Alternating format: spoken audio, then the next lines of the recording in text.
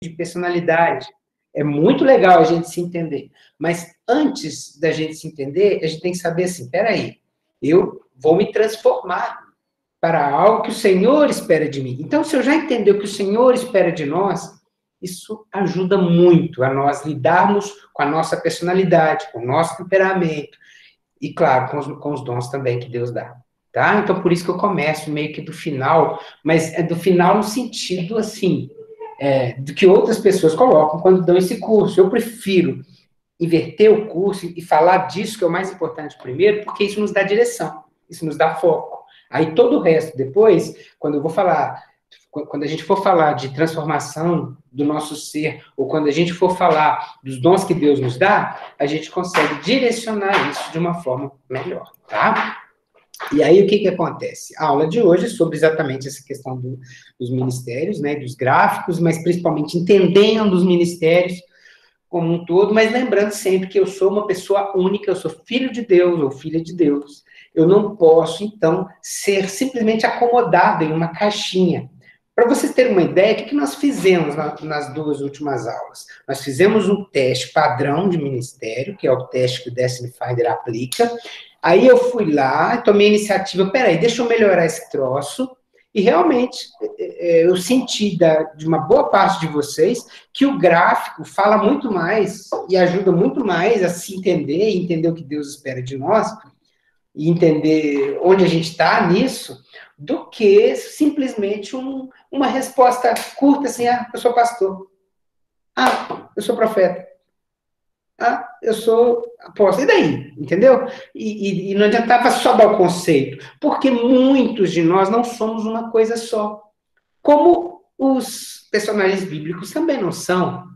Quem aqui acha que Paulo era um grande evangelista? Todo mundo sabe que Paulo pregou e converteu um monte de gente. Tinha o dom de evangelista, com certeza tinha um ministério. Mas ele mesmo se definia como o quê? Como apóstolo. Ele era mais do que um evangelista, ele era enviado para as nações. Ele ia, e ele fazia, e ele construía, ele edificava, ele botava a base ali. E também Paulo era pastor, ele amava a igreja, mesmo da prisão, ele escrevia com amor tal, com carinho tal, que se aquilo não for pastor, eu não sei o que é um pastor de coração, um pastor de ovelhas, alguém que ama, que cita pelo nome, que fala e tal. E ele era profeta, ele anunciava as questões do futuro, ele falava sobre coisas que iriam acontecer de uma forma muito clara. E ele também era mestre. Ninguém sistematizava o evangelho como Paulo. Então, poxa, esse cara é interessante quando você para pensar. É claro que ele mesmo diz que Deus dá uns para apóstolos, outros para profeta, outros para evangelistas, mas em alguns momentos pode ser que Deus queira nos dar dons e nos edificar em outros ministérios. É disso que eu quero falar aqui, tá?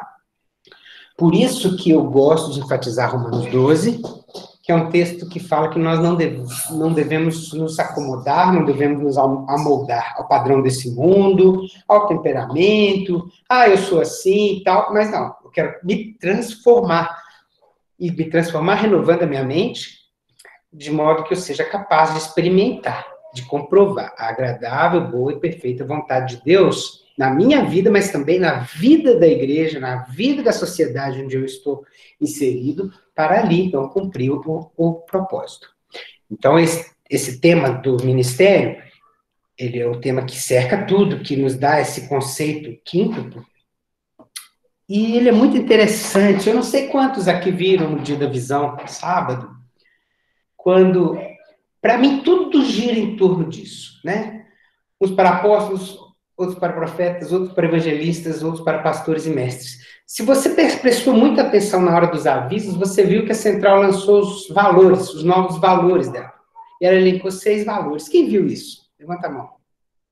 Quem viu? Alguns viram. Outros passaram despercebido porque não foi enfatizado. Mas se você for lá pegar a gravação e ver na hora dos avisos, você vai ver que a igreja colocou 6 valores, de uma forma um pouco diferente. Que valores são esses? Bom, tem um valor lá que se chama multiplicação, que é claramente o valor da igreja evangelística, o valor da igreja que multiplica, o valor que vai. Tem um valor lá que se chama excelência, que claramente o valor do mestre, que faz tudo de uma forma excelente, conforme o padrão de Cristo, conforme a verdade. Tem um valor lá que se chama fé, e um outro que se chama espiritualidade. Para mim, os dois estão muito ligados, que são tipicamente os dons da revelação, o dom do profeta, os dons que mostram que a igreja não pode ficar sem a espiritualidade, sem a fé, sem o sobrenatural. Nós não somos um grupo bacana de pessoas que vão lá e se encontram e tal. Tem um outro que se chama sacrifício. O que é o sacrifício? É quando o cara é enviado, ele é tirado da sua terra, da sua parentela, para ir para um outro lugar, para montar uma coisa do nada, para construir onde ninguém nunca fez nada, para plantar onde ninguém nunca trabalhou. Isso, para mim, é apostólico, né? E, claro, o amor, que é a nossa razão para tudo, é o que estabelece o principal motivo de um pastor agir, porque nós amamos uns aos outros, e quem está fazendo a leitura aqui teve o privilégio hoje de ler 1 João 2, 3, 4, foi hoje o texto. Não dá, Deus é amor. Quem não ama não está no Senhor. Então, a igreja tem que amar, a igreja tem que sacrificar, a igreja tem que multiplicar, a igreja tem que ser sobrenatural, espiritual, a igreja tem que ser excelente. E tudo isso diz respeito ao ministério que Deus dá à igreja, mas ele levanta pessoas. O que são a igreja? Igreja são as pessoas, a igreja somos nós. A igreja não é o prédio, a igreja não é o endereço, a igreja não é o YouTube também, não é a internet, não é nada disso, não é um lugar físico nem virtual. A igreja somos nós somos o templo do Espírito Santo. E tudo que ele faz, quando a gente fala de igreja, ele está falando da gente. Então tá, vamos entender melhor o mestre. Coloquei o mestre primeiro porque a maioria de vocês, a maioria de nós, temos nitidamente, claramente, este ministério, que eu chamo de mestre, porque a Bíblia, né, chama de mestre, mas para a sociedade entender um pouco melhor, para dar uma aculturada, nós podemos usar o termo, como os novos livros estão usando, instrutor, treinador, que é o teacher, né? É a pessoa que ensina o caminho, que mostra a verdade. O que esse cara faz? Ou essa cara faz? Discipula os filhinhos. Como 1 João, né? A gente aprende, filhinhos, né? Vocês... tem todo aquele cuidado do pastor João ali com os filhinhos. O mestre é aquele que discipula os filhinhos. A professora de criança, não tem como ela não ser mestre. Ela está guiando, conduzindo pelo caminho da verdade. Que é isso que o mestre comunica, a verdade. Doa quem doer.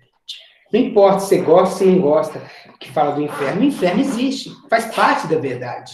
O mestre não vai permitir que essa verdade seja omitida. Então, o mestre fala sobre isso. E ele instrui para transformar. Não instrui só para mostrar que sabe. Instrui no sentido mesmo do discipulado. No sentido mesmo de que você está fazendo algo que vai transformar a vida daquela pessoa. Você transmite vida. Esse é o mestre segundo a palavra de Deus. E é o guardião dos princípios. É uma pessoa que não permite que questões fundamentais sejam, sabe, se alguém fala fora, alguém fala uma coisa esquisita, você já arregala os olhão desse tamanho e fala assim, não, isso é antibíblico, isso não está nas escrituras, não é verdade, não é possível. Como é que essa pessoa está inventando? Porque a gente sabe que o evangelho não é invenção, o evangelho, né, a palavra de Deus, ela é algo que vem desde o começo e não pode mudar. Portanto, o mestre ama as escrituras. O mestre ama a sã doutrina. O mestre ama, é apaixonado por aquilo que a Bíblia diz. Não se deixa enganar e não segue ondas que vão para lá e para cá, porque ele protege os fundamentos da fé, porque ele age sempre nesse sentido. E Tiago, capítulo 3, verso 1, diz que os mestres não deveriam ser muitos entre nós. Que nós não deveríamos buscar ser mestres, porque o mestre será julgado com maior rigor do que os outros. Por quê? Porque ele sabe mais, ele entende, ele conhece. Então, ele tem que fazer mais, porque a quem muito é dado, muito será cobrado. É o que nós aprendemos com o Senhor. Então, se alguém acha que, assim, eu tenho o dom de mestre, então eu vou estudar, eu vou aprender, vou saber, vou batalhar ali com qualquer um aqui no mundo intelectual e vou ganhar a discussão. Não, isso não vai te ajudar, isso só vai pesar para o seu lado. Então, não busque ser mestre. Mas é bom ser mestre no sentido de que Deus sempre dá isso aqui, a igreja, a pessoa que está ali ensinando com cuidado, com carinho, né? Como essa moça que está aqui, mesmo no mundo virtual, está longe dos alunos, mas está ali ensinando matemática, não tem mais a lousa, mas botou um papel e está ali mostrando a conta. E como era Jesus enquanto mestre? Jesus era um mestre que atraía seguidores. Eu vou pedir um favorzinho de vocês. Eu vou pedir a Ana Quintiliano para ler para mim João 1:38. Eu vou pedir a Bárbara Reis para ler Lucas 4:32. Vou pedir o Benito para ler Mateus 13:34. Vou pedir a Kátia Bom Tempo, Marcos 12:35. Vou pedir a Cíntia, Marcos 6:6. A Bruna Kojima, Lucas 21:37. E vou pedir a Dayana Souza, Marcos 10:21. Enquanto vocês procuram, só essa geral. Que Jesus atraía seguidores, ensinava com autoridade, explicava com exemplos, ele provocava a resposta a vir dos outros, ele não ficava esperando os discípulos irem até ele via lugares diferentes, ele dedicava muito tempo ensinando e ele amava as pessoas para quem ele ensinava. É isso que nós vamos ver rapidamente nesses textos aqui, conforme as meninas vão lendo nessa ordem que eu pedi, por gentileza. Ana.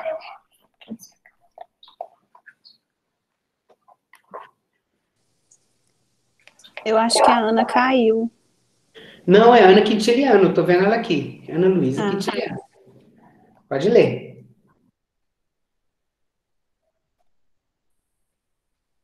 Ô, Ana, você está no mudo, querida. Tem que começar de novo. Aí, obrigado. Desculpa. Voltando e vendo Jesus, que os dois o seguiam, perguntou-lhes: o que vocês querem? Eles disseram: Rabi, que significa mestre, onde estás hospedado? Lucas 4:32. Eles estavam muito admirados com a sua maneira de ensinar, pois Jesus falava com autoridade. Benito. Raça de víboras, como podeis vós dizer boas coisas, sendo maus? Pois do que há em abundância no coração, disso fala a boca. Mateus 13:34, você leu? Será que eu peguei errado? Deixa eu ver.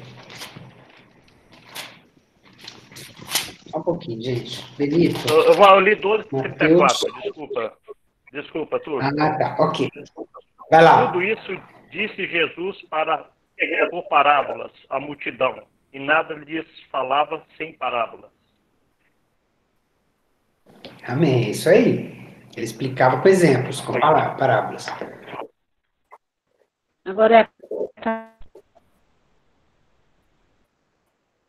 Kátia? eu e também perguntou filho de Davi.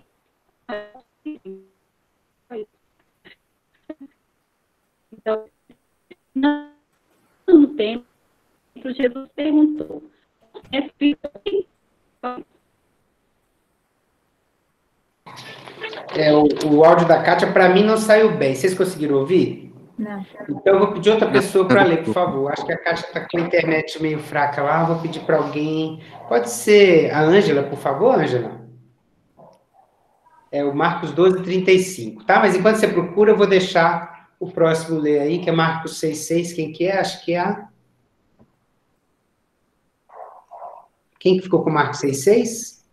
Por favor, Cíntia, pode ler. Sou eu, Túlio. E ficou admirado com a incredulidade deles. Então Jesus passou a percorrer os povoados, ensinando. Perfeito. Então, Jesus corria, andava enquanto ensinava. Ele não ficava lá paradão na sinagoga esperando, né? Achou aí, Ângela? Tire do mudo, por favor, e pode ler. Aí. Ensinando no templo, Jesus perguntou: como os mestres da lei dizem que o Cristo é o filho de Davi? Isso, então Jesus ensinava com perguntas, né? Ele provocava situações que iam levar a forçar os discípulos a entender alguma coisa. Próximo texto é Lucas 21:37, Bruna.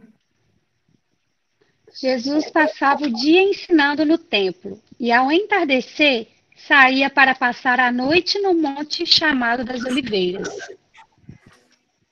Gastava o dia ali, né? Gastava o dia inteiro ensinando no templo. Quem é o próximo? Acho que é a Daiane, né? Isso. E Jesus, olhando para ele, o amou e lhe disse: falta-te uma coisa. Vai, vende tudo quanto tens e dai aos pobres, e terás um tesouro no céu. E vem, toma a cruz e segue-me. Segue-me. Isso, então Jesus ensinava a ponto de sair das escrituras frias, que dizia o que a lei, né, que interpretava a lei puramente, para ir na vida do cara, no coração do cara, e falava assim, você tem que fazer isso. O que Jesus espera de você é que você venda os seus bens, porque Jesus, obviamente, sabia que o cara estava pegado aos bens. Portanto, o mestre, como Jesus, como eu disse, muitos aqui de nós somos mestres. Quer ser mestre como Jesus? Tem essas dicas aí. E é por isso que para você se tornar um mestre como Jesus, você não pode se acomodar, você tem que se transformar, você tem que renovar sua mente, tem que experimentar e comprovar qual é a boa, agradável e perfeita vontade de Deus no ensino. E isso não é sobre você, porque o reino é de Deus. Porque mesmo que você não seja mestre, fala assim, não, eu sou profeta e pastor, não tem nada a ver com mestre, mas e se o Senhor te designar agora para ensinar alguém? Porque o reino é dele, a obra é dele. Isso não é sobre você. Nós não estamos fazendo teste de personalidade, vocês estão entendendo? Então, se agora, eu sei, porque a Bíblia diz assim, e Deus designa, né, e o Senhor designa uns para mestres. Se é o Senhor quem designa, será que Deus é limitado a ponto de só fazer isso no dia que nós nascemos e colocou nós para ser mestre e dali não pode ser outra coisa? É claro que não. Porque a gente viu isso, por exemplo, na vida dos apóstolos e a gente vê na vida do próprio Jesus, que além de mestre, eram muitas outras coisas. Portanto, esteja preparado para ser mestre se o Senhor te mandar. O reino é dele, a vontade é dele. Como é que eu me torno um mestre exemplo de Jesus? Né? É só fazer tudo aquilo que a gente leu ali. É claro que essa lista, gente, ela não é completa. Eu sei que se eu abrir aqui, vocês podem falar muitas outras coisas que Jesus fazia, principalmente assistindo The Chosen, lendo as escrituras como nós estamos lendo, pegando outros textos, né? Vendo outros exemplos. Mas aqui é só para ter uma ideia. O mestre, segundo Jesus, é alguém que ensina de modo a atrair seguidores. Cuidado com aqueles que têm cara de mestre, estilo de mestre. É mais para guru aquilo lá. Sabe a pessoa assim... Nossa, eu sou entendedor da Bíblia, eu sou formado em Harvard, não sei o que e tal, que eu estudei teologia com não sei quem, com Ernesto Nimi, né? O cara que escreveu aqui a versão da Bíblia. E daí? Eu fui estudar Israel. E daí? Entendeu? Não é sobre você, é sobre o aluno e sobre Deus e o que ele quer fazer na sua igreja. O mestre, ele está fazendo essa ponte, só isso. Então, ele tem que ser atrativo, ele tem que atrair seguidores. Se não tiver seguidores, ele vai ser mestre dele mesmo. Isso não tem nada a ver com o reino de Deus. E você, então, vai ensinar com autoridade como Jesus, porque você estudou. Jesus, aos 12 anos, já debatia os assuntos com os outros mestres da lei. Por quê? Porque ele se dedicava, porque ele estava ali focado, ele estudava as escrituras. É como o Márcio falou, Jesus humano, ele não nasceu com um chip lá dentro assim, que tinha as escrituras todas decoradas. Não, ele estudou como todo judeu estuda as escrituras.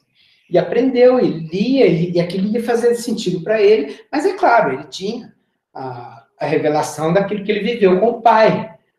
Mas ele foi aprendendo, ele aprendeu, a Bíblia diz isso várias vezes. Em Hebreus, por exemplo, fala do quanto Jesus aprendeu. Porque ele estudava. Porque ele explicava as coisas, mesmo as coisas difíceis, mesmo as coisas espirituais. O verdadeiro mestre é como Jesus. Ele usa exemplos que a pessoa consegue entender. Pensa em Jesus com as crianças, né? Como é que ele ensinava? Como era Jesus com a multidão?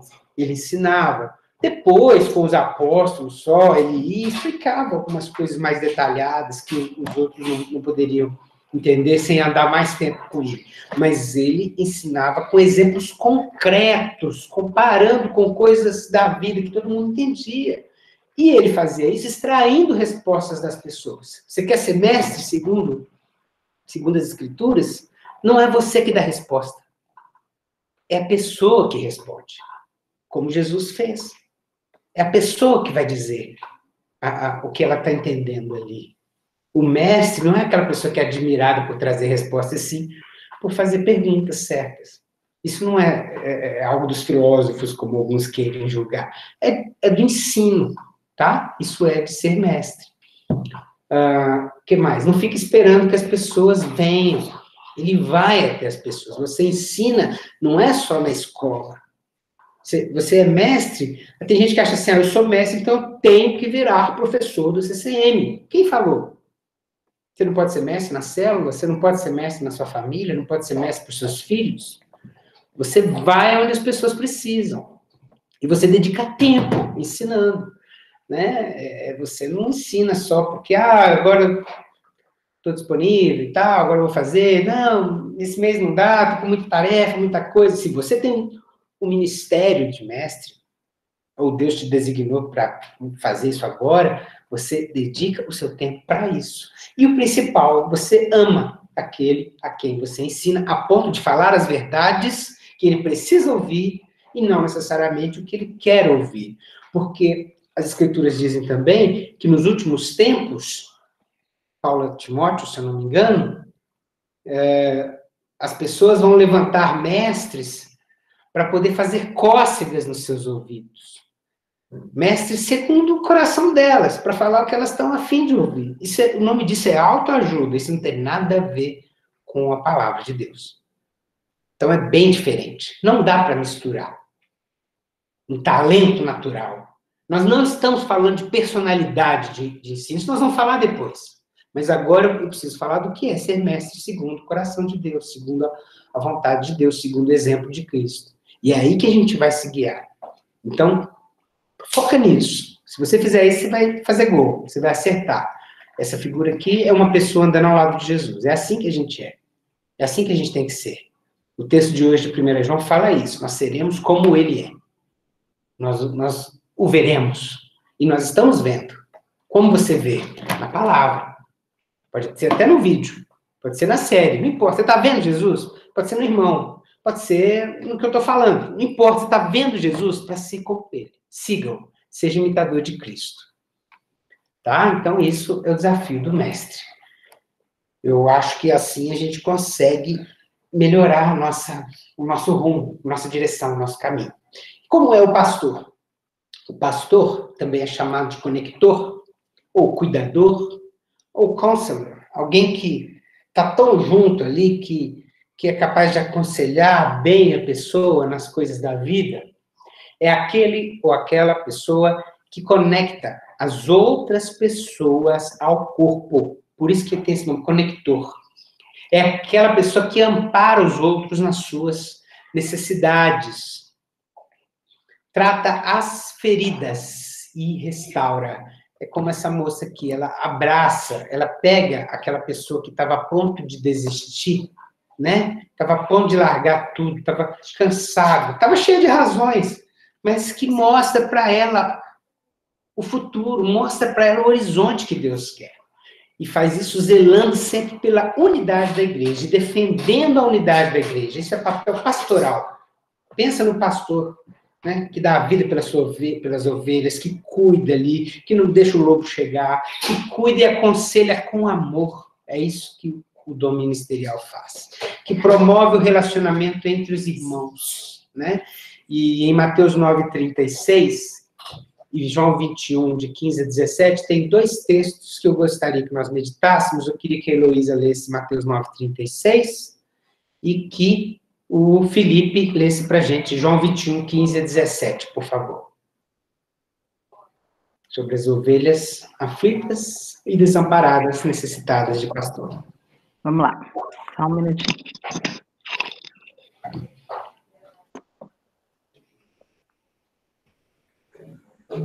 Na hora que não pode, trava.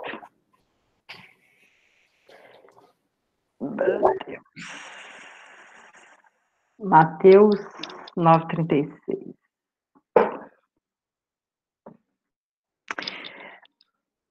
Ao ver as multidões, teve compaixão delas, porque estavam aflitas e desamparadas, como ovelhas sem pastor. Então disse aos seus discípulos: a colheita é grande, mas os trabalhadores são poucos. Olha, isso fala para nós, relaciona duas coisas que a gente não está acostumado a relacionar. A necessidade de trabalhadores é para cuidar de ovelhas. Às vezes a gente acha que precisa de trabalhadores para sair, evangelizar, para fazer, para trabalhar, para ralar. Mas aqui o texto é muito claro, ele está relacionando a necessidade de pastores para essas ovelhas aflitas. E olha João 21, já no finalzinho do evangelho, Jesus ressuscitado falando com Pedro. Jesus restaura Pedro. Depois de comerem, Jesus perguntou a Simão Pedro: Simão, filho de João, você me ama mais do que estes? Disse ele: sim, Senhor, tu sabes que te amo. Disse Jesus: cuide dos meus cordeiros. Novamente Jesus disse: Simão, filho de João, você me ama? Ele respondeu: sim, Senhor, tu sabes que te amo. Disse Jesus: pastorei as minhas ovelhas. Pela terceira vez ele lhe disse: Simão, filho de João, você me ama? Pedro ficou magoado por Jesus lhe ter perguntado pela terceira vez: você me ama? E lhe disse: Senhor, tu sabes todas as coisas e sabes que te amo. Disse-lhe Jesus: cuide das minhas ovelhas.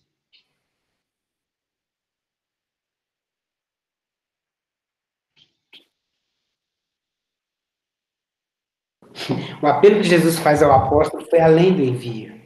Foi o apelo do amor. E era Pedro, que havia pisado feio na bola, negando Jesus. Mas mesmo assim, não é por você, Pedro. É por mim, pelo meu reino e pelas ovelhas perdidas. Vai lá e cuida delas, ame-as. E 3 vezes Jesus falou, 3 vezes na Bíblia é muita ênfase. É a necessidade de cumprir um mandamento fenomenal. Eu peço, eu brinquei com alguns aí que mandaram o gráfico para mim, que estava fraco, essa questão do pastor. Eu falei assim, tem que amolecer esse coração. Não dá. Todos têm que ser, de alguma forma, tem que ter esse ministério pastoral mais forte. Porque aí fora, o tecnicismo das multinacionais nos ensina a ser gerentes, nos ensina a ser batedores de meta, nos ensina a ser gestores. E as igrejas, muitas vezes, vão por esse caminho. Tá?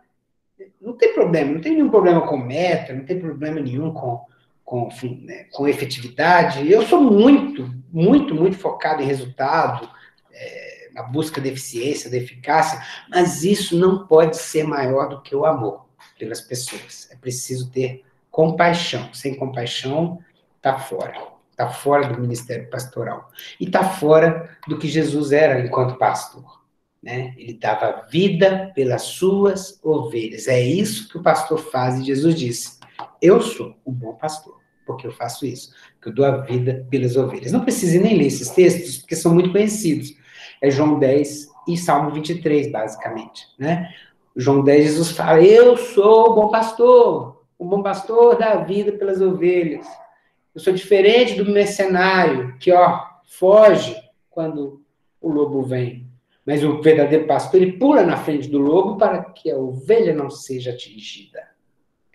E é assim que nós somos enquanto ministros do Senhor, que tem o coração pastoral. Você não deixa a pessoa da sua célula ser levada por uma amizade ruim. É como um filho, não é assim que a gente faz com os filhos? Se alguém oferece droga para o seu filho, se alguém leva o seu filho por um caminho de promiscuidade, de imoralidade, você pula na frente, você não deixa, você não quer saber quem é a outra pessoa, você não quer saber se ela é mais forte que você, se é mais importante, mais rico, Não interessa. Mas isso só é possível quando o pastor, é um bom pastor, ele é conhecido pelas ovelhas e conhece as ovelhas. Não dá para ser pastor de multidão. É por isso que nós somos uma igreja em células. Que é impossível você amar um monte de gente. É impossível você pastorear um monte de gente. Você tem que pastorear algumas pessoas que você dá conta. Se Jesus separou 12, né? Porque a gente também tem nossas limitações. Não dá para a gente querer diretamente, né? De forma direta. Você pode aconselhar 1000, mas pastorear, discipular, cuidar, amar, ensinar, levar, conduzir, é como os filhos. Você conduz alguns. Por que você conduz a ovelha, pastor? Por águas tranquilas. Você tira ela da turbulência, você leva ela para águas tranquilas, como o Salmo 23 nos ensina. Está falando de Jesus, o Salmo 23. O Senhor é meu pastor, o Senhor Jesus é meu pastor. Não é só porque ele provê tudo e nada falta. É porque, além de prover, ele te coloca num lugar espiritual de tranquilidade. Ele protege com vara, com cajado, ou seja, é uma proteção que tem hora que dói, porque o pastor tem que bater. Tem que bater para a ovelha aprender que não é por ali, é por aqui. Ele honra a ovelha publicamente, como diz o Salmo 23, lá no verso 5. Preparas uma mesa perante mim, na presença dos meus inimigos, unge a minha cabeça com óleo e faz o meu cálice transbordar. Isso é honra. Então, um pastor que ama, ele mete o cajado quando precisa, a vara funciona, mas o elogio público também funciona. E ele reúne as ovelhas dispersas. Esse texto de Ezequiel 34, cabe uma aula só sobre ele, se quiser, né? Que vai falar do pastor que reúne as ovelhas que estão dispersas. Ele vai atrás daquela pessoa que está escapando, que está fugindo, está correndo pelos dedos. Não adianta a igreja ter uma porta da frente larga e uma porta dos fundos mais larga ainda. A porta dos fundos tem que ser cercada. O ministério do pastor faz isso, ele cuida das ovelhas dispersas. Você quer se tornar um pastor igual a Jesus? Transforme-se, muda sua mente. É assim que você vai chegar lá. Isso não é sobre você, é sobre o reino de Deus. E não é porque no seu gráfico lá a pontuação deu baixa, que você fala assim, não, isso não é comigo. Eu não tenho nenhum compromisso com esse negócio de pastorear. Mentira. Porque provavelmente, se Deus te deu uma célula, ou vai te dar, ou se Deus te deu um ministério de liderança qualquer, ministério é cuidado de pessoas antes de qualquer tipo de efetividade. Antes de qualquer tipo de entrega de resultado. Você vai entregar pessoas, você vai entregar gente. Então, se Deus te deu uma liderança, ele está te designando, sim, como pastor, e aí esse coração tem que ser mole. Você tem que renunciar à sua própria vida pela vida das suas ovelhas. Como assim? Ué, seu tempo, sabe aquele tempo que você ia ficar lá assistindo um filme na Netflix? Você vai gastar no telefone ou na videochamada, sei lá, ou mesmo no encontro pessoal com alguém que precisa ouvir, que precisa ser ouvida, sei lá, que precisa um cuidado especial, às vezes precisa de um abraço só, às vezes não precisa de muita coisa, mas você tem que dedicar aquilo que é mais precioso, que é o tempo. Isso, para mim, é um sinônimo de vida. Quem dedica tempo, dedica vida. Por isso que eu sempre começo agradecendo, sabe? Gente, obrigado pela presença. O tempo de vocês, para mim, é a vida de vocês. Vocês podiam estar fazendo 1 milhão de coisas legais, inclusive para o reino de Deus. Eu sei que vocês têm isso para fazer, mas vocês estão dedicando a vida de vocês aqui, porque eu sei que vocês estão dedicando o melhor que vocês têm. Isso tem que ser valorizado. Presença, vida, tempo, né? É preciso posicionar-se em defesa das ovelhas contra o inimigo quando necessário. O pastor tem que fazer isso. Se Deus te deu uma liderança, posicione-se, não deixa, não dá mole. O diabo quer matar, quer roubar, quer destruir, mas para isso se manifestou em carne o Filho de Deus, para destruir as obras do diabo e não deixar que ele impere. Expulsa mesmo, não deixa. Tira a pessoa da festa que ela não deve estar, tira a pessoa do caminho que ela não deve ir. Seja um pastor, uma pastora do Senhor para essas pessoas que elas precisam. conduza a pessoa até ela chegar às águas tranquilas. Não larga ela. Ah, não, eu já falei, agora ela quiser que ela se resolva. É lógico se ela quiser. Mas não larga ela antes dela chegar em um lugar seguro. É isso que eu quero dizer. Jesus fazia isso. Ele não abandonava a pessoa ao léu. Corrige com amor, indique o caminho e mostre o erro. Com amor, sempre. Mas mostre o caminho. Elogie publicamente, honra com sinceridade, vá atrás daqueles que sumiram. Aqueles que sumiram. Eu tenho alguns hábitos, assim, de vez em quando, de ligar para pessoas que eu não vejo há muito tempo, pessoas que passou pela célula lá atrás. Tem hora que você tem que desenvolver isso, tem que buscar. Ah, não, estou bem, estou em outra igreja. Amém, glória a Deus. Mas de vez em quando você escuta uns casos aí que você nem imaginava, né? Então tem que buscar aqueles que estão escapando. Isso é o ministério pastoral. E o evangelista? Bom, o evangelista é o recrutador, influenciador, contador de histórias, né? Storytellers. É a pessoa que encanta pela sua comunicação, principalmente, porque ela apresenta a boa nova a qualquer um, inclusive a quem não tem Jesus ainda.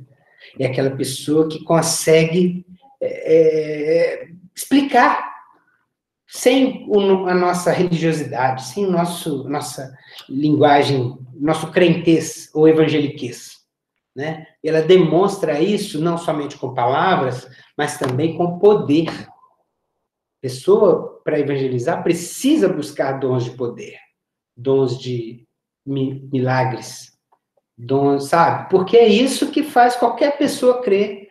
A gente vê isso nos evangelhos toda hora, a gente vê em The Chosen toda hora. O que faz a pessoa se dobrar e falar assim, uau, esse cara tá certo? É o sobrenatural, porque aí não tem argumento, não tem conversa. É o melhor dom para quem está evangelizando. Mas é claro, também tem a apresentação, tem a comunicação, e passa essa comunicação clara da mensagem de Cristo, passa por compartilhar a própria experiência de vida com Deus. Pouca coisa comove tanto quanto um testemunho apaixonado, um testemunho motivado de alguém que não importa, você não precisa ser, eu sou ex-traficante, eu sou ex... Você não precisa ter sido aquela pessoa pior do mundo para poder ter um testemunho atrativo. O que atrai no seu testemunho, enquanto evangelista, é a sua paixão. O quanto você demonstra que mudou, que você era água e virou vinho.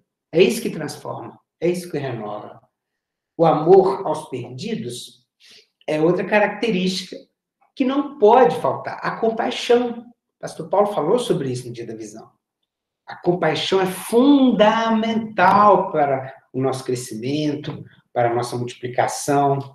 Sem esse amor aos perdidos, amor mesmo, não é amor ao número, é amor à pessoa que, se ela não se converter, ela vai passar a eternidade longe de Deus. E não há nada pior do que isso. Aquele videozinho que está nos meus feeds aí, da rede social, que o pastor Paulo passou também no Dia da Visão, aquele videozinho, para quem você vive, aquilo é para mostrar para qualquer pessoa. E eu estou vendo pessoas assim que eu não via há muito tempo, pessoas que as fé mais maluca da vida, não crê em Jesus, não crê em Deus, não crê em nada, começa a ir lá e curtir, falar assim, uau, isso está falando comigo, porque é um vídeo de alguém que tem esse dom, que tem essa capacidade de comunicar com clareza, com amor aos perdidos e com criatividade para alcançar de forma persuasiva e, sim, corajosa. Você não vai evangelizar se você não for corajoso. A coragem é essencial, porque você vai falar de luz aonde está tudo escuro. Então, não vai combinar. Então, você vai mexer com as pessoas. E é por isso que é necessário essa característica. E Marcos 16:15, como exemplo, poderia citar outros textos, é quando Jesus vira para os seus e fala, ide, vão por todo mundo e preguem o evangelho a toda a criatura. Todo ser humano tem que ouvir Jesus. E quem crê e for batizado será salvo. E quem não crê? O cara já está condenado, vai continuar condenado. Mas eu vou dar dons, esses milagres seguirão os que creem. Em meu nome expulsarão demônios, curarão enfermos, pode tomar até veneno, que não vai acontecer nada. Então, tá aí. Talvez aquele que eu mais... eu comentei isso na aula passada, que eu mais sinto falta. Claro que a gente está se multiplicando, a gente está crescendo, mas o potencial de crescimento é muito maior do que a gente imagina. A gente fica feliz, sim, está crescendo 35%, mas enquanto nós somos 20 e poucos por cento da população, os outros 70 e poucos por cento, que não são filhos de Deus, estão indo para o inferno. E estão morrendo todo dia de qualquer coisa. Então, a gente não pode falar assim, tá bom, se eu de vez em quando pregar, a gente precisa mudar. E Jesus fazia isso, né? Ele andava pelo mundo, ele saiu de Jerusalém, saiu de Israel várias vezes para pregar, anunciar o evangelho em vários lugares. Ele conviveu muito com os pecadores. Ele não andava somente no meio de pessoas de bem, como se diz, né? Que as pessoas joia. Pelo contrário, ele estava no meio daquele pessoal mais mal falado, aquele pessoal mais esquisito, né? E ele era muito criticado, inclusive, por isso. Como seria você andando no meio de um monte de gente que é mal falada, né?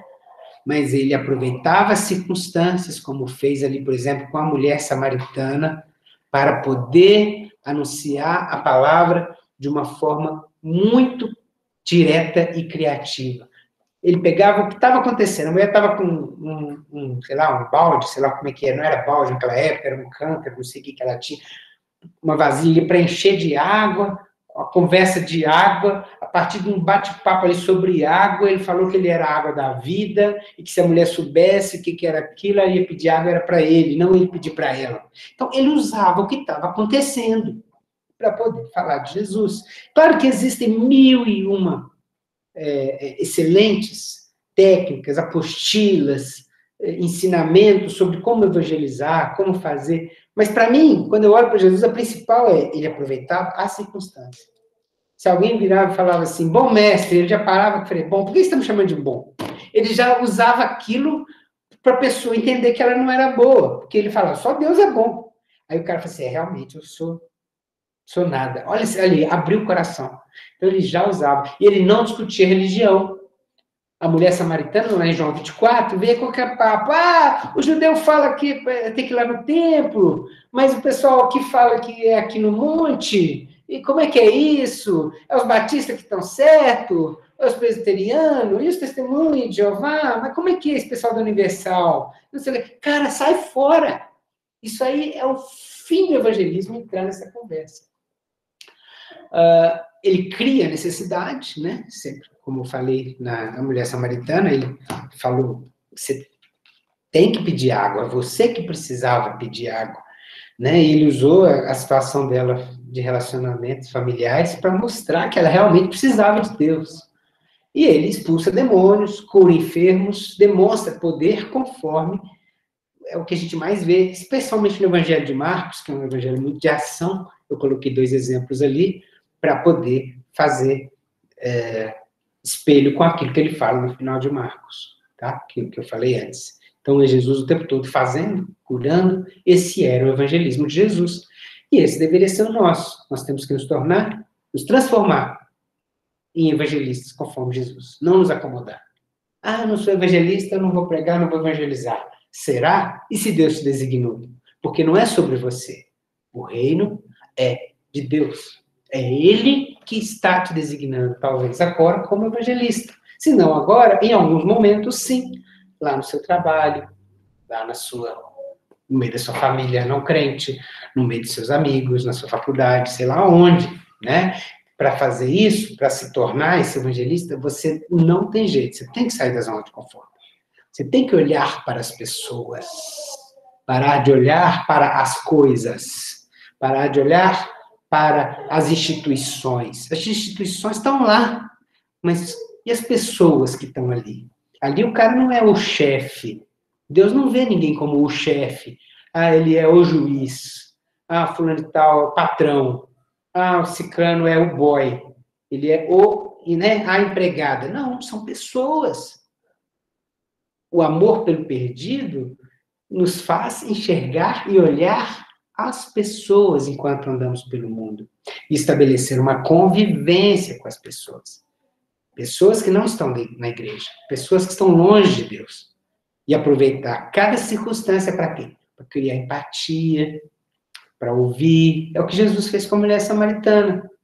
Né? Ele foi lá e tal, conversou o negócio da água e tal, depois conversou da família, o marido e tal, né? E aí pronto, criou oportunidade. Aí a pessoa já vai querer falar de religião, sabe como é que é? Eu já fui da igreja, mas aí o pastor só queria dinheiro, não sei o quê. Sai fora, a mensagem não é religião, a mensagem é a boa notícia. E qual que é a boa notícia? A boa notícia, camarada, é que você está no inferno agora se você morrer. Mas se você crê em Jesus, você será salvo. Essa é a boa notícia. Senão, como que vai ter uma boa notícia se você não falar da realidade da pessoa? Mas talvez você não tenha que falar. O mais legal é você puxar isso da pessoa, como Jesus fazia. Você fazê-la enxergar que ela não é boa, fazê-la enxergar que ela precisa de Deus, fazê-la enxergar que ela está longe. Você cria a necessidade de preencher o vazio e de matar a sede. Mas quem faz isso é o Espírito Santo. Então, seu papel é conversar e deixar que o Espírito Santo age. Não somos nós convertendo as pessoas. E é claro, em segredo, se for possível, você vai ter que expulsar alguns demônios dali. Sempre. Sempre. O que está cegando as pessoas de Cristo são demônios. Por isso que todo evangelismo funciona debaixo de jejum, debaixo de oração. Né? E às vezes você tem que, antes de falar, oração. Uma oração específica para que Deus abençoe. Se possível, até a cobertura de oração de uma outra pessoa. Isso é fantástico. Isso é algo que faz a diferença. Por quê? Porque estamos falando de questões espirituais. São demônios que precisam sair, demônios que estão cegando as pessoas. E aí, com toda a autoridade, você ministra cura, ministra libertação, ministra o sobrenatural. Que aí o dom é de Deus, não é você. A gente evita fazer isso porque a gente acha que a gente não tem dom, que a gente não tem o poder e tal. Mas não é sobre nós, gente. É sobre Deus. O reino de Deus. É por isso. Tá? E o profeta? Tô falando muito rápido? Tá bom? Tô devagar? Tá bom? Tá. Profeta. Profeta é o revelador, sapatinho de fogo, discernidor. Também pode ser um tipo de um coach, porque é alguém que vai botar o dedo na ferida da pessoa para ela poder ganhar corpo ali e crescer. O profeta é aquele que discerne, ele entende, ele recebe isso, não é que... É igual eu falei, sai do natural, é sobrenatural. Ele discerne qual é a perspectiva de Deus. Ele não pensa como pensam as pessoas. O profeta é um amigo de Deus, é aquele que pensa conforme Deus pensa. Ele entende, ó, Deus não está gostando desse trem, não. Mas é diferente do mestre, é porque é uma perspectiva que sai do básico, sabe? É aquilo que fala as coisas que às vezes são politicamente incorretas, se necessário. Imagina, ontem no culto das 18, o pastor virou e falou assim: você não precisa de cura. Você não precisa de sair da pandemia. Você não precisa de emprego. Você precisa de Jesus. Isso é uma mensagem profética que ele recebeu, não estava preparado. Ele falou que não tinha nada a ver com aquela mensagem, a mensagem que ele ia dar. Mas quando ele falou isso, ele foi movido pelo pensamento de Deus, uma palavra que Deus queria entregar para um grupo de pessoas que estava ali ouvindo essa mensagem. E através dessa mensagem, Deus estava cutucando. Você não tem que vir aqui por causa do pão, por causa do peixe. Você tem que vir aqui por causa de Jesus, por causa de Deus. Então, o profeta revela a vontade específica de Deus em uma determinada circunstância. O profeta é o cara que fala: não vai, fica quieto aí. Ou vai, larga tudo que você está fazendo e vai para lá. Como assim? Não sei. É um troço que não dá muito para explicar. Mas em tudo que o profeta de Deus faz, ele conduz as pessoas para a santidade. e para o relacionamento com Deus. Senão é falso profeta, né? Tem muita gente aí querendo adivinhar as coisas, isso não tem nada a ver. É sempre no sentido da santidade, sempre no sentido do relacionamento com Deus. Quem estuda os profetas, quem vê lá os livros dos profetas, temos vários profetas que deixaram livros inteiros na Bíblia, você vê que sempre é nesse sentido, sempre de chamar de volta a Deus, visando a santidade. Aponta o pecado, chama ao arrependimento, sempre, porque a palavra profética vai nesse sentido. Também combate a desigualdade, combate as mazelas sociais, a miséria. O profeta, ele tem o coração de Deus, então ele não fica feliz quando vê uma situação de exploração, uma situação de corrupção, ele denuncia mesmo, ele bate. Aí não dá para não lembrar de João Batista, né, que representa aí esse grupo de profetas antes de Cristo, começou lá em Elias e vem esse ministério profético forte, né? Mas é claro, Jesus é o grande profeta. O que o profeta faz? O profeta quebra tudo. Alguém lê para mim, por favor, Jeremias 1, de 5 a 10. Acho que eu pedi o Paulo Giovanni para ler para nós. Jeremias, capítulo 1, do verso 5 até o 10, que vai falar do chamado de Deus ao profeta Jeremias, como um exemplo, mas qualquer profeta que você pegar ali, você vai ver isso. Fica à vontade, Paulo. Você está no mudo, Paulo. Paulo? Oi, só abrindo aqui. Tá bom. 5 a 10. Antes de formá-lo no ventre, eu o escolhi. Antes de você nascer, eu o separei e o designei profeta às nações. Mas eu disse, soberano Senhor, eu não sei falar, pois ainda sou muito jovem. O Senhor, porém, me disse, não diga que é muito jovem. A todos que eu enviar, você irá e dirá tudo o que eu ordenar a você. Não tenha medo deles, pois eu estou com você para protegê-lo, diz o Senhor. O Senhor estendeu a mão, tocou em minha boca e disse-me, agora põe em sua boca as minhas palavras. Veja, eu hoje dou a você autoridade sobre as nações e reinos para arrancar, despedaçar, arruinar e destruir, para edificar e plantar.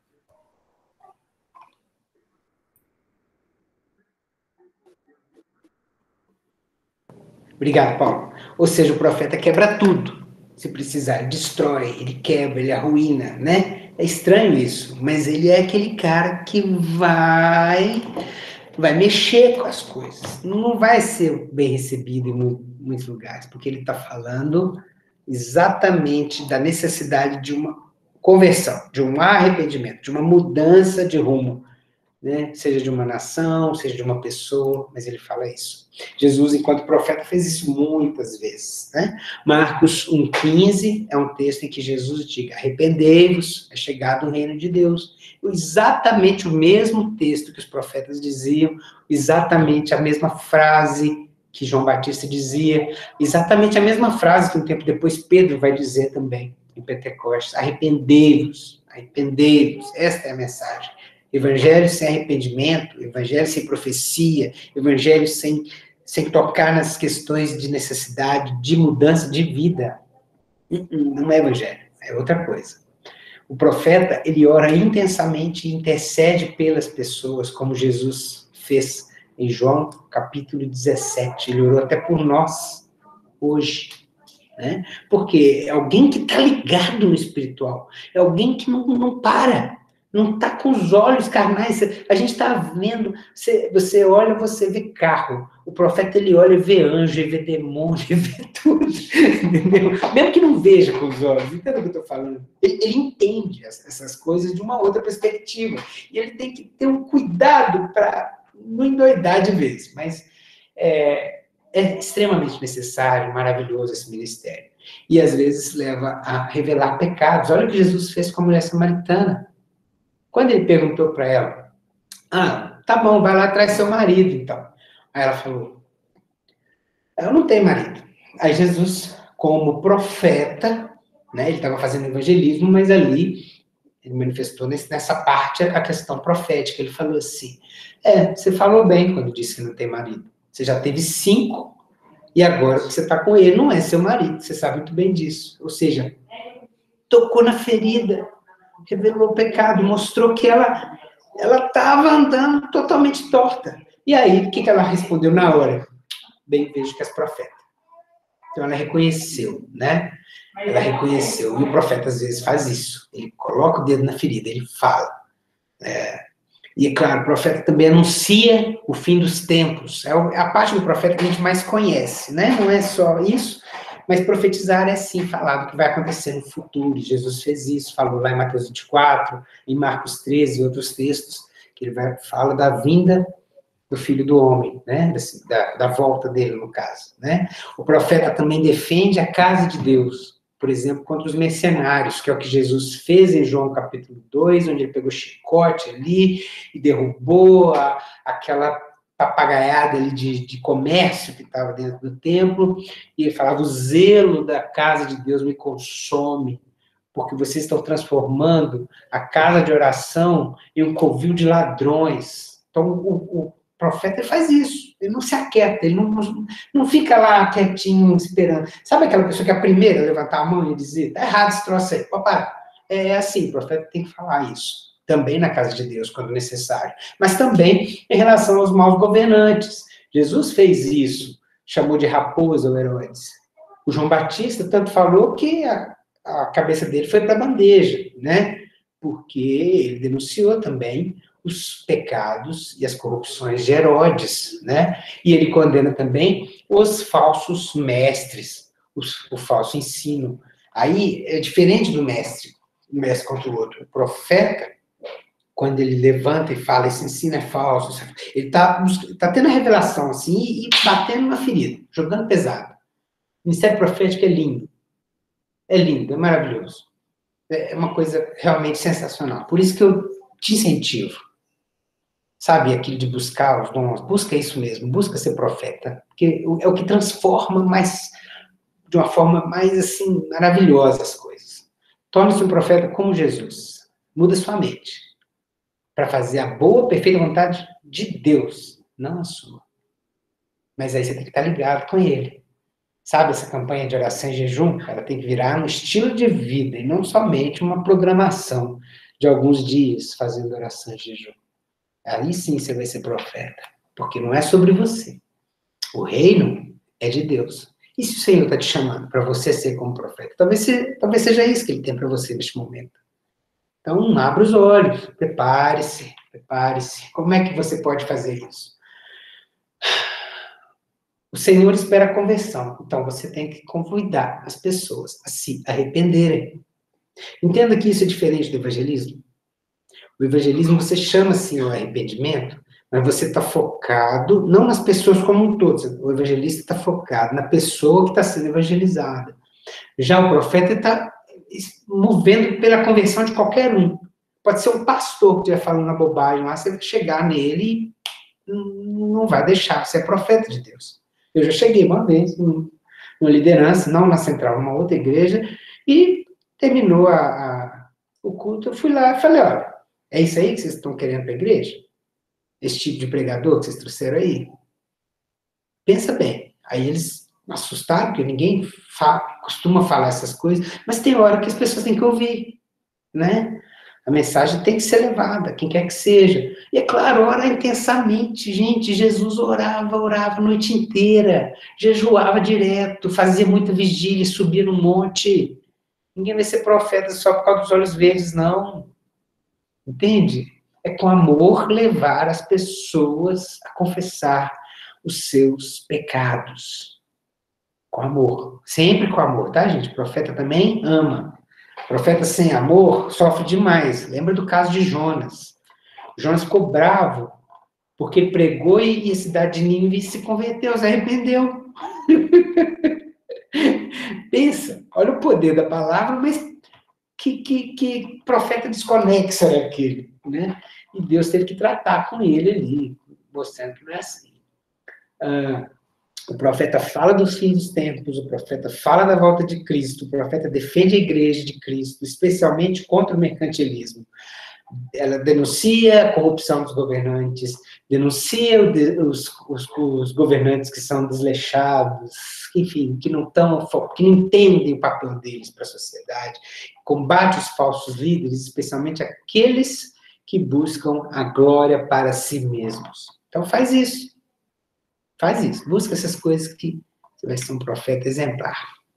E finalmente o apóstolo, também chamado construtor, mas talvez mais chamado ainda de missionário, porque ele é enviado. Apóstolo é uma palavra que, se traduzida, seria enviado, né? Ambassador, ou seja, um embaixador. É alguém que está ali não em seu próprio nome, mas representando uma causa maior. Então, para mim é típico assim, sei lá, pastor Roberto Lottrell na Europa hoje é apóstolo da igreja. Você pode continuar chamando de pastor, tal, não estou falando de títulos, né? Mas é alguém enviado em nome da igreja. Pastor Inar, quando vai para o Pampulha, ele está indo como enviado ali, a gente envia ele. Se a pessoa é enviada, ele é apóstolo, é isso. E o que o apóstolo faz? Ele vai para um lugar que não tem nada bem estabelecido e mobiliza essas pessoas para seguirem a visão do reino de Deus. E faz isso como? Capacitando pessoas, mentoreando pessoas e enviando as pessoas para fazer aquilo que, através das pessoas, o Espírito Santo tem que fazer. O apóstolo, ele garante que a missão de Cristo seja continuada. Ele não faz as coisas pela sua própria missão. Ele mexe com tudo. É por isso que é o construtor. Sabe o construtor? Ele não sabe se vai ter que contratar mais pedreiros, se é mais pedra, se é mais ferro, se ele tem que buscar um concreto diferente, se é o cimento. Ele não pode deixar faltar. E tem que coordenar tudo. Porque não adianta chegar ao cimento e não chegar ao tijolo. Eu não entendo nada de construção, mas eu entendo de você pegar um projeto e levar até o fim. É isso que o apóstolo faz. Ele supervisiona e coordena as pessoas conforme os dons dela. Então, ele tem que contratar um pintor, tem que contratar um pedreiro, né? Assim que o construtor faz. Aqui tem que ser um projetista, aqui tem que ter uma betoneira, aqui vou botar um andaime, sei lá o que. Ele sai fazendo essas coisas, e vai coordenando, e vai supervisionando. Ele mesmo não é o cara que está lá batendo. Se precisar, ele põe a mão na massa, mas o principal talento desse ministério, do apóstolo, é o talento de mobilizar, de levar as pessoas e garantir que as pessoas estejam fazendo o que tem que ser feito. Estabelece fundamento para a multiplicação. Então, o apóstolo é que coloca ali a base, que coloca ali o solo, né? E ele aplica a visão de Deus para a sua execução. Então, tem uma visão. Tem uma visão. Qual que é a visão? A visão é que nós vamos ser uma igreja de célula, não sei o quê, que vai ter tantas células, nós vamos crescer tantos por cento. Visão está lá. O apóstolo não é o cara que só tem a visão, é o cara que faz essa visão andar. Para isso, o que ele tem que fazer, então? Aí ele pega e acha os meios, as pessoas, o jeito, o caminho, reconsidera, volta atrás, muda, e faz isso até acontecer. João 20, 21 diz: cumpra a minha missão. Alguém lê para mim, por favor, João 20, 21? Pode ser a Luzane, por gentileza.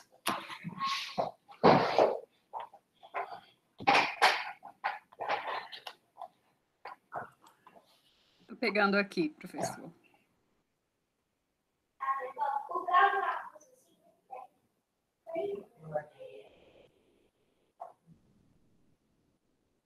Mais uma vez ele disse: paz seja com vocês, assim como o Pai me enviou, eu os envio. Então, a missão de Cristo ela é continuada por nós. Assim como o Pai enviou Jesus, nós somos enviados por Ele. Então, nós temos que dar conta de fazer exatamente o que Ele tinha fazendo, o que Ele estava fazendo. E o que Ele fez? Ele coordenou o nosso chamado. Ele foi totalmente fiel ao Pai que o enviou. Ele meio que se confundia com aquele que o enviou. Ele chamava para si os escolhidos. Ele esclarecia aos discípulos os mistérios que as pessoas não entendiam. Ele construiu uma igreja, mas através das pessoas, ele mesmo não fez nada nesse sentido de edificar uma igreja, fundar uma denominação, não fez nada disso, mas através das pessoas ele fez, e ele os comissionou. dizendo: toda a autoridade me foi dada no céu e na terra. Portanto, vão e façam discípulos. Então, ele, como apóstolo, ele tinha uma missão que ele recebeu do Pai. E várias vezes, em João, principalmente, ele fala isso. Não é de mim mesmo. Eu estou fazendo aqui o que o Pai me designou a fazer. E o que nós estamos fazendo? Mesma coisa. Não é nosso. É para ele. Por ele. O tempo todo. Né? E para se tornar um apóstolo como Jesus, o que a gente tem que fazer? Né? A gente tem que agir como ele. Se o Senhor te designar na liderança de algo que está arruinado, você tem que ir lá e pôr as bases, você tem que pedir os dons que vão levar a esse ministério de apostolado. Como faz isso? Coordenando as pessoas conforme o chamado delas, conforme o ministério delas, conforme o entendimento que elas são boas já. Sendo totalmente fiel a Cristo. O reino é dele. As pessoas têm que olhar para você e falar assim: esse cara tá me guiando por onde Cristo me guiou. Eu posso seguir o que essa cara está dizendo. Viver de modo digno desse nome, Pequeno Cristo, cristão. Né? Cristão significa Pequeno Cristo. Então é um nome que a gente traz. Quando a gente se denomina cristão, a gente está dizendo: eu não estou agindo por mim mesmo, eu estou agindo como um pequeno Cristo, fazendo uma continuação da obra dele, convidando pessoas a seguirem a gente como nós seguimos a Cristo. São as palavras de Paulo: sejam meus seguidores como eu sou de Cristo, sejam meus imitadores como eu sou de Cristo. Né? Isso é apostolado. Você deixa de ser você se confunde um pouco com Cristo. Você prepara sucessores que andam mais perto e aprendem cada vez mais, como Paulo fez e falou várias vezes.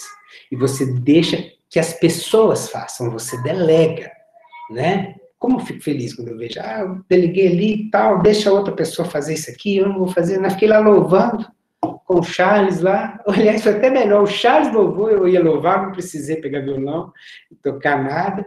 Aí eu ia fazer os gráficos aqui para um monte de gente, o Túlio Ferreira fez, a Letícia fez, eu ia coordenar o pessoal para falar do The Chosen, né? O Décio fez, a Bruna fez, a Cíntia fez. Então, isso é tão legal quando você consegue delegar um pouquinho da aula, né? No meu caso, era uma aula, mas pode ser da célula, pode ser do evangelismo, pode ser de qualquer coisa que você faz. Coloca gente grudada com você, entendeu? Esse é mais do que o mestre, isso é o apostolado, é preparando o sucessor, é isso. E desafiando as pessoas, ajudando as pessoas a serem melhores do que elas jamais foram, e serem mais parecidas com Jesus. É isso. E aí, gente, olha a parte principal. Vai dar tempo, tem que dar. Ele designou alguns para apóstolos, outros para profetas, outros para evangelistas, outros para mestres. E aí? Mas eu sou o quê? E a gente fica com esse troço na cabeça, querendo se jogar numa caixinha o tempo todo. Mas não é assim. Eu prefiro a seguinte pergunta: qual é o meu chamado agora? Eu estou falando de chamado, não estou falando de temperamento, não estou falando de sua personalidade, estou falando para que Deus está te guiando. O que Deus espera de você agora? Eu, por exemplo, vejo que eu preciso ser mais evangelista. Eu estava sendo muito aqui, igreja. Falei: peraí, e se Deus está me chamando para, sabe, para mexer? Aí eu tenho que pegar aquela parte do evangelista lá e dar um foco nela. E aí, olha só, Colossenses 1:28 diz o seguinte: nós o proclamamos, advertindo e ensinando a cada um com toda sabedoria, a fim de que apresentemos todo homem perfeito em Cristo, ou toda mulher perfeita em Cristo. O objetivo do Evangelho, segundo esse texto, é que nós nos tornemos homens perfeitos, mulheres perfeitas, semelhantes a Cristo. O texto de hoje também, de 1 João, capítulo 3, verso 2, fala isso também. Mesma coisa. Que nós temos que ser como ele, perfeitos. Sejam perfeitos. Se Jesus fizesse esse teste do gráfico, eu acho que ia dar 100% em tudo. Eu acho, não sei, né? Posso estar enganado. Mas eu acho que Jesus era excelente enquanto apóstolo, perfeito enquanto profeta, enquanto evangelista, enquanto mestre, enquanto pastor. E ele fazia isso, o gráfico é 100%. E o nosso gráfico? O nosso gráfico não é 100%. Eu peguei uns números aleatórios aqui, tá? Ninguém é isso, não. Mas imagina alguém que seja 180% mestre. Exagerei, ninguém deu esse número não, tá, gente? E que seja 20% só evangelista. Tá bom como pastor, tá legal como profeta, mas tá fraco também como apóstolo. Imagina uma situação dessa aqui, exagerada, que eu coloquei. Guardou essa imagem? Agora pensa no barril. O que é um barril? Um barril, né, tem as estacas ali e está enchendo de água. E você tem que colocar o máximo de água possível. E pensa que a água é o Espírito Santo de Deus ministrando e fazendo em sua vida o que tem que ser feito. Porque você é uma pessoa que é chamada a ser perfeita, homem perfeito, mulher perfeita como Cristo. Gente, aqui no barril, eu vejo o seguinte. Se eu pegar uma estaca qualquer, essa pequena aqui, ó, ela vai impedir que a água aumente nesse barril. Essa aqui não, essa estaca de cá, ela já está maior. Se todas as estacas fossem desse tamanho, a água poderia chegar. Às vezes, o que impede de botar mais água no barril é a estaca menorzinha, essa aqui, ó. Porque se eu botar mais um pouquinho de água aqui, já vai derramar.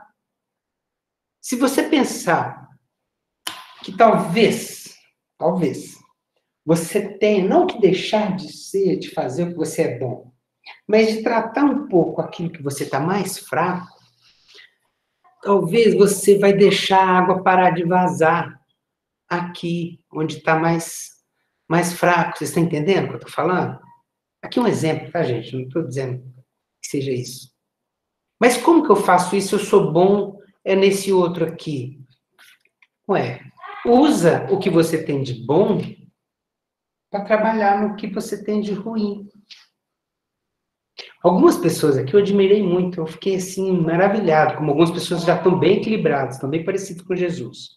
Tipo ali, entre 80 e 120, sabe, todos assim. Eu falei, opa, para mim, aquilo ali já é um caminho maravilhoso.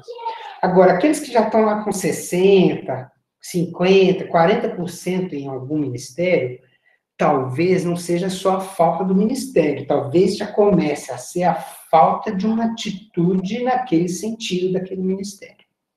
Por exemplo, falta de amor aos perdidos no evangelismo. Ou, por exemplo, falta de um mínimo de organização mental para poder edificar, construir uma coisa nova, como apóstolo. Ou, por exemplo, falta de amor, no caso do pastor fraco. Entendem o que eu estou dizendo? De modo que o barril, para mim, é uma figura que a gente deveria pensar nele. Mas isso aqui a gente já fez, beleza? Então, eu queria fechar, são 9h29, a nossa reunião, pelo menos a minha parte aqui, dizendo isso, que eu não quero criar nenhuma teoria no sentido de que, você está mudando tudo, quer dizer que cada um tem um dom. Não estou falando isso, não. Se você é péssimo numa coisa, você não vai fazer assim com o seu gráfico. Você não vai fazer isso. Eu não quero. Eu só quero dizer o seguinte, faz assim, ó. Entendeu? Se você está assim, faz assim. Não isso. Não quero que você se torne. Deus pode. Deus pode fazer tudo. Pode transformar você no que Ele quiser. Mas talvez aqueles pontos que estão mais frágeis, mais fracos, são aqueles onde você deve pedir a Deus que dê os dons, porque são dons, gente, são os que vêm de Deus. Eu não estou falando de personalidade, eu não estou falando de talento, eu não estou falando de natureza, eu estou falando de coisas espirituais, estou falando de Deus. Se o profético está fraco, é porque está faltando mais jejum, mais oração, mais quebrantamento, mais fé. Entendeu? Não pode estar fraco demais, não. Porque temos que ser homens e mulheres perfeitos, equilibrados. Claro que vamos nos destacar naturalmente mais em algumas coisas, especialmente quando Deus nos coloca.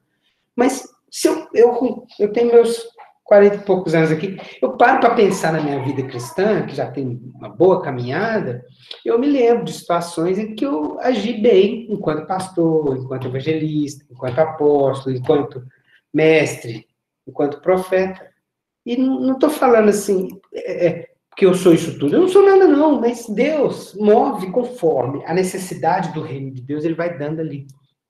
Ele vai dando os dons, vai dando a necessidade. Tem hora que você tem que ser profeta, vai ser profeta. É hora de ser evangelista? Vai ser evangelista.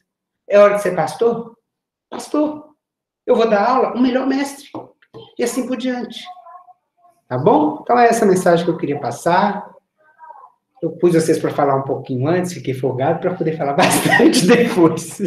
Mas eu espero que tenha abençoado vocês aí com essa palavra até agora. Eu sei que deu horário, mas eu vou deixar uns 5 minutos aí para vocês falarem um pouquinho, quem quiser, tá bom? Peça paciência aí, 5 minutinhos. Tá aberta a palavra para quem quiser falar.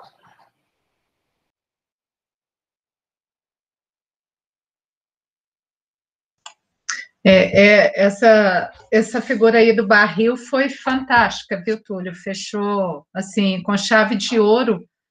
Eu sou muito visual, então, assim, fica bem destacada a importância da gente não se fechar dentro dessa caixa e entender que não é porque, no momento, a gente está com um dom, um ministério, né, mais destacado, que a gente não tenha que buscar e desenvolver os demais, principalmente como líderes de célula, né, essa questão aí do ser pastor, do ser apóstolo e do ser evangelista, esse trio aí, ele é muito importante nessa parte nossa como líder e como discipuladores, né? Então, a gente precisa ter esse resgate.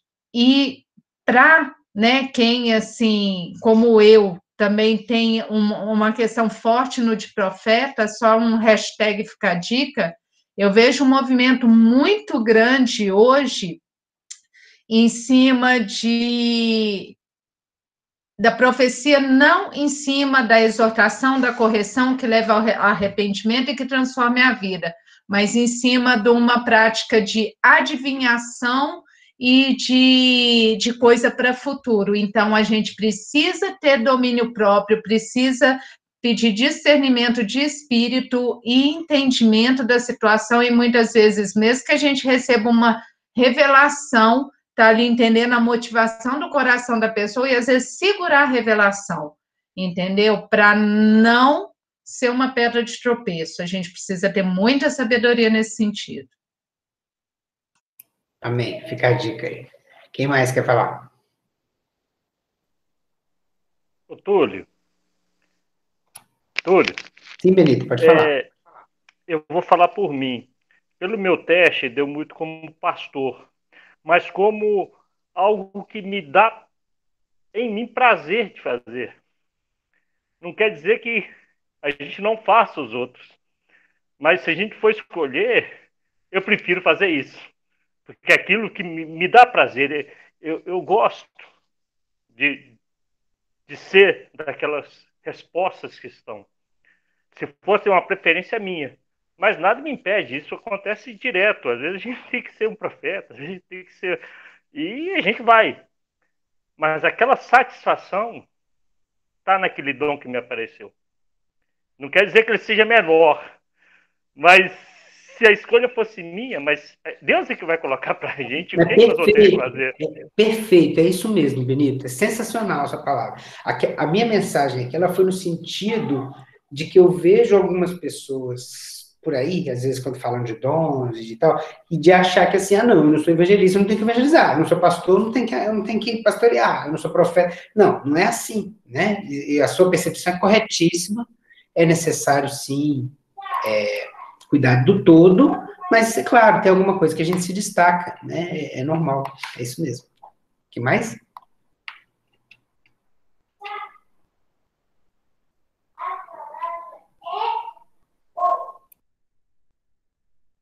Mais ninguém? Então, tá bom. Então, agradeço vocês por tudo, que continue aí pensando, meditando, né, e entendendo o que Deus vai mexendo com a gente, lembrando que esse curso não é só para vocês, né, vocês estão como líderes aqui aprendendo essas coisas para aplicar, e eu quero até o final do curso que a gente aplique um pouco nas nossas células, nos nossos GDs, nós vamos fazer uma tarefa nesse sentido lá na frente, tá? Mas no sentido de que a gente tem que cuidar do todo, como líderes, primeiro, cada um está se entendendo aí, mas depois vai entendendo os liderados e ajudando eles a caminhar nesse sentido. Tá bom? Obrigado aí por tudo. Deus abençoe. Uma ótima semana. Obrigado. Obrigado, professor. Tchau. Boa noite. Boa noite, gente. Obrigada. Boa noite. Boa noite. Boa noite. Boa semana a todos. Boa noite, gente. Tchau. Deus abençoe. Boa noite. Boa noite. Obrigado.